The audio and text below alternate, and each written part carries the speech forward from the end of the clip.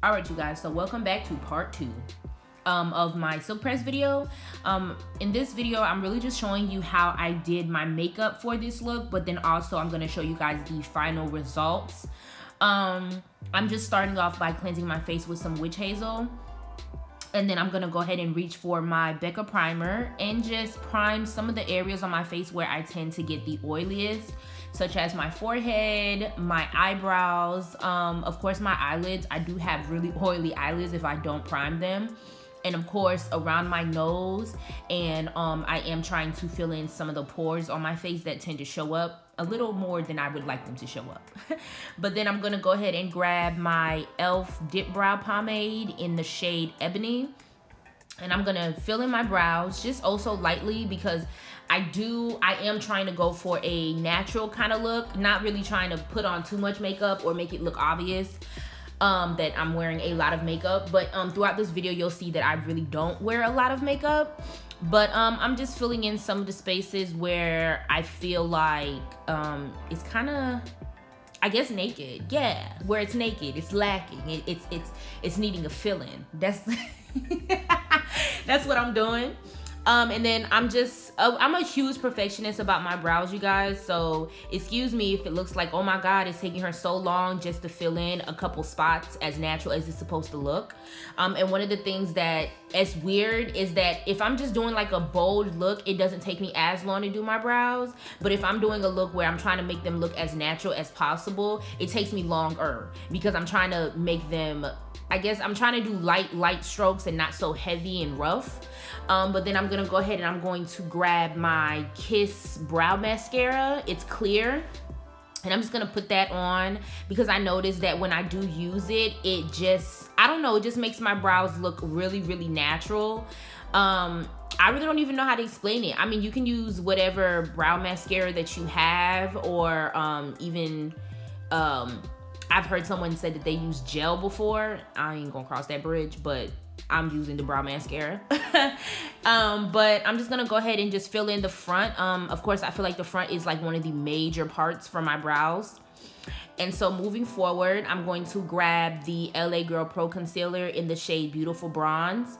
And I'm gonna use that just to shade under my brows. I don't usually shade, conceal the top of my brows. I don't really feel like it's always needed. If anything, I might just go in and shade and outline the tail, just because sometimes I may want the tail to look a little bit sharper. But usually I only shade about the top of my brow. I don't know, it just became a habit for me, but I more so like the natural look. I mean, to each his own. Some people like to conceal the top, and sometimes I do conceal the top. Just depends on what I'm going for that day. But today, like I said, this is a natural look. Well, I want it to be a natural look, but hey, let's just hope that that's what comes out of it. So I'm just gonna continue shading it. Not too much concealer, just a little bit, just enough to clean up under the brow and make it look a little sharp, but not a whole lot, so it's like so obvious that, oh my God, she did her brows. But moving on to the next scene, I'm grabbing my Mario Badescu Rose Water Spray, and I'm spraying that on my face before. And the reason I'm doing that is because I don't use a lot of foundation. I literally stick my brush in my foundation, and whatever little bit comes out, I'll, dab it on my face. And the shade that I'm using is from the Maybelline Matte Poreless. It is the normal to oily, and the shade is Deep Bronze. I'm just using just a little bit of it just to, again, like I said, I'm not really trying to wear a whole lot of makeup. And I'm spraying more of the Mario Badescu because that foundation really dries out. It dries out fast. Like when it says it's matte, it's really matte. But I'm just using my brush just to spread it out. I don't want it to look so obvious that, I only put it on the T-zones of my face. I didn't put it on all over my whole face. And honestly, you'll find in the summertime, you're not even gonna wanna put all that goddamn foundation on to begin with.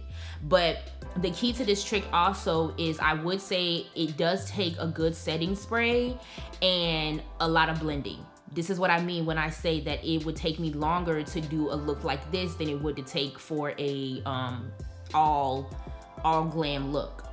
And I'm gonna grab my black opal setting powder in the shade medium.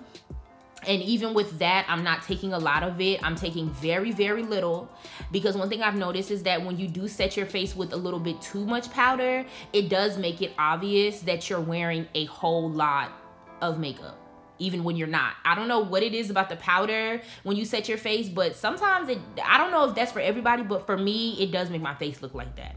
So I'm grabbing my contour.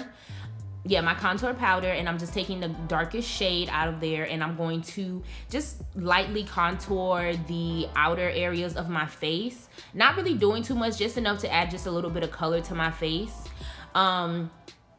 I'm not gonna go under it with my setting powder to carve out my contour, because I rarely ever do that. But again, if this is a natural look, you want everything to look like it's just flowing. And to be honest, I don't really know too many females that have a natural, like, just sharp, like, contour line. So look.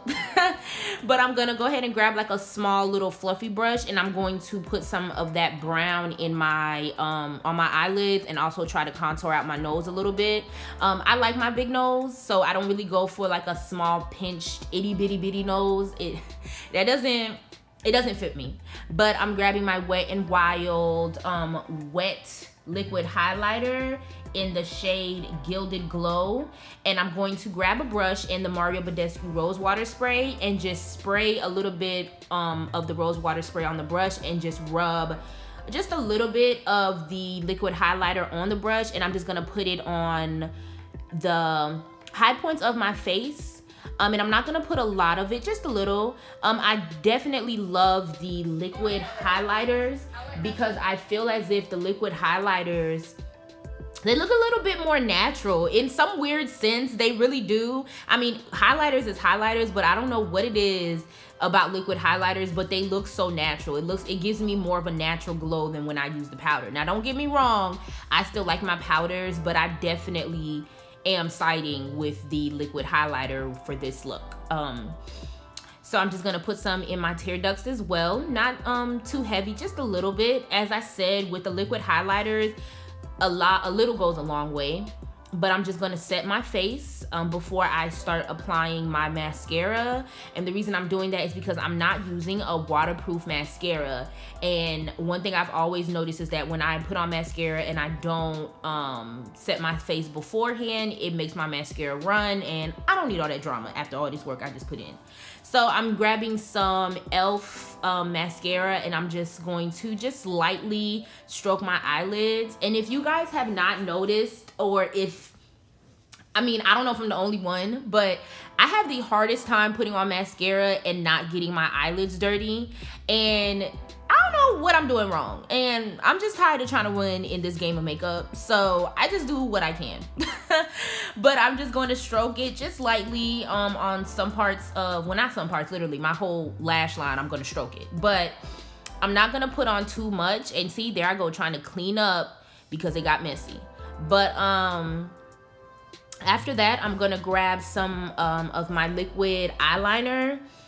Now, I got this like from Rule 21. Actually, this was a gift from my friend, and I'm just gonna use that just to put a just put a couple moles on my face with beauty marks. I really do have like two real moles, one on the bottom of my nose and one on the side of my nose.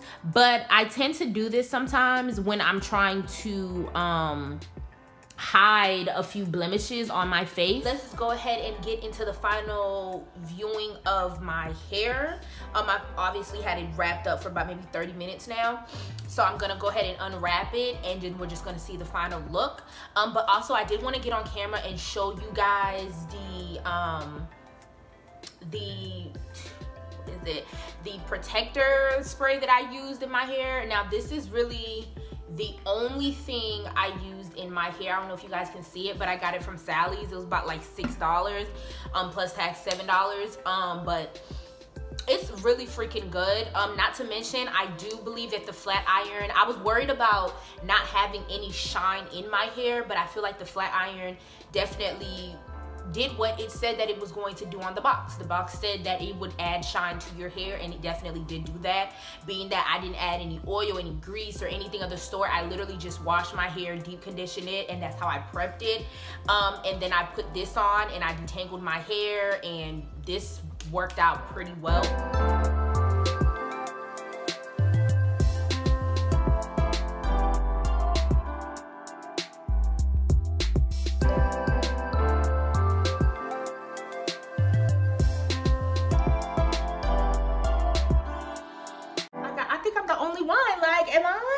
Only one that's seeing this right now? Oh my god, like, yo, I feel like yes, I feel like I can run for president. Yes, yay, bon Dieu. Petite, yo pate ouais. Oh,